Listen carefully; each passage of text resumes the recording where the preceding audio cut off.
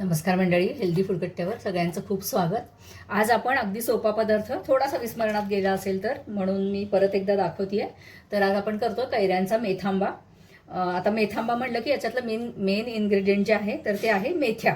आणि मेथ्या बऱ्यापैकी घालायच्या आणि त्याचा तरी पण कडू अशी चव येत नाही. छान चटपटीत गोड आंबट अशी चव येते.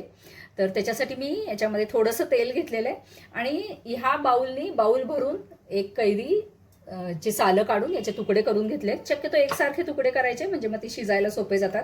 आणि ही कैरी तोतापुरी नाही आहे. जर तोतापुरी कैरी असेल तर गूळ कमी लागतो, पण एक बाउल भरून कैरी आहे तर मी जवळजवळ पाऊण बाउल भरून गूळ घेतलेला आहे.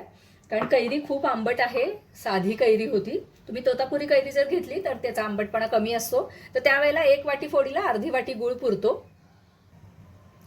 तर मी आधी घालतीये थोडीशी मोहरी, त्याच्यानंतर थोडीशी जिरं घालणार आहे. आणि महत्त्वाचं म्हणजे मेथ्या ज्या आहेत तर त्या मेथ्या मी साधारण 1 टीस्पून घेतलेल्या आहेत. 1 टीस्पूनपेक्षा सुद्धा थोड्याशा जास्त. त्यानंतर घालतीये कढीपाला. मेथ्याचा रंग बदलला की मग बाकीच्या गोष्टी घालायच्या. लाल मिरच्या घातलेल्या आहेत मी. तुम्हाला जर तिखट घालायचं असेल तर तुम्ही तिखट घालू शकता. आता हे आपण थोडंसं परतून घेऊया. मेथ्या फार लाल होऊ द्यायच्या नाही, नाहीतर मग अजून कडू लागतात त्या. तर आता याच्यामध्ये घालूया थोडासा हिंग. नेहमीपेक्षा कणभर जास्त. हा मी खडे हिंगाची पूड करून घेतलेली आहे, त्याच्यामुळे मी कमी घातलाय. आणि आता घालूया या कैरीच्या फोडी.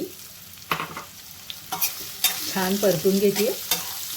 खूप झटपट होतो आणि खूप चटपटीत मस्त चटकदार असा हा मेथांबा आपला तयार होतो. कैरीच्या दिवसात अगदी हमखास करावा. भाज्या वगैरे तशा पण उन्हाळ्यामध्ये कमी मिळतात, त्याच्यामुळे आपण कैरीचे खूप वेगवेगळे पदार्थ करत असतो. तर हा अगदी आपला पारंपरिक पदार्थ आहे. छान परतून घ्यायचं. याच्यामध्ये आपण थोडंसं पाणी घालू शकतो, पण मी आज पाणी न घालता करणार आहे, तर त्याच्यामुळे मी हे नुसतंच झाकण ठेवतेय. जर आपल्याला पाणी घालायचं असेल तर एक उथळ ताटली ठेवायची, खोल ताटली ठेवायची, त्याच्यामध्ये थोडंसं पाणी घालायचं. म्हणजे ते पाणी वाफेबरोबर गरम होतं आणि ते पाणी आपण वापरू शकतो मेथांब्यासाठी. पण शक्यतो पाणी नाही घातलं की जरा जास्त दिवस मेथांबा टिकतो. तर आता एक 5 मिनिटं या फोडी छान वाफवून घेऊया आणि मग आपण पुढची कृती करूया. 2 मिनिटं झाली आहेत. आपण परत एकदा या फोडी हलवून घेऊया. या फोडी थोड्याशा मऊसर होत्या, त्याच्यामुळे लवकर शिजतील. पण जर एखाद्या वेळेला कैरी जर खूप करकरीत असेल आणि आपण फ्रीजमधून वगैरे काढून लगेच फोडी करून जर आपण करणार असेल तर ही कैरी शिजायला वेळ लागते. आणि महत्त्वाचं म्हणजे ही कैरी जोपर्यंत शिजत नाही तर तोपर्यंत गूळ घालायचा नाही. एकदा आपण गूळ घातला की मग कैरी शिजत नाही. हे बघा छान शिजलेली, अगदी पटकन याचे तुकडे झालेले. तर आता ह्याच्यामध्ये मी गूळ घालतेय. पण परत एकदा सांगते, मऊ झाल्याशिवाय अजिबात गूळ घालायचा नाही, नाहीतर मग तो मेथांबा पूर्ण बिघडतो. त्या फोडी सगळ्या चिवट होतात आणि मग अजिबात चवीला ते चांगलं लागत नाही. तर याच्यात आता आधी गूळ घालूया. हा गूळ सगळा घालतेय.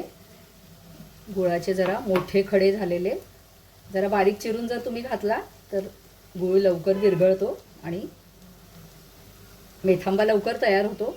हे जरा उन्हामुळे ना कडक कडक झालेला आहे गूळ, त्याच्यामुळे मी हे मोठे मोठे खडे घातलेले. गुळाला थोडंसं पाणी सुटलेलं आहे. आता आपण ह्याच्यामध्ये मीठ घालूया. मी सुक्या मिरच्या घातल्या, पण तुम्हाला त्याच्याऐवजी जर लाल तिखट घालायचं असेल तरी घालू शकता. चवीप्रमाणे मीठ घालायचं. मीठ थोडंसं जास्त लागतं, म्हणजे याचा जो आंबटपणा असतो ना कैरीचा तर तो मरतो. तिखट आणि मीठ बऱ्यापैकी घालायचं कैरीच्या पदार्थांना, म्हणजे मग ते पदार्थ जास्त चटपटीत आणि असे मस्त लागतात. तर चला आता याच्यावर परत झाकण घालतेय. गूळ विरघळेपर्यंत आपल्याला हे शिजवायचं आहे.